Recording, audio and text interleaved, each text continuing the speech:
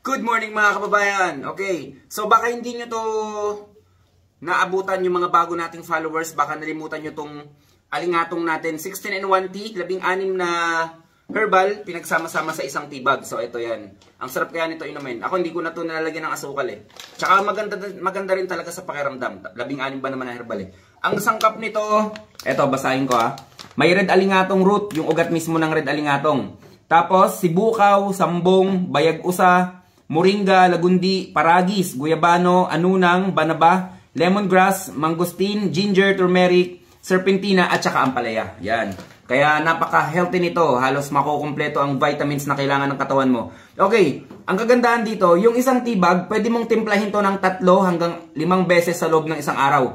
Kasi pwede mo siyang, basta timplahin mo lang siya sa isang araw, isang tea bag lang, 5 beses mo siyang pwedeng timplahin, hanggat namumula pa siya. Yan.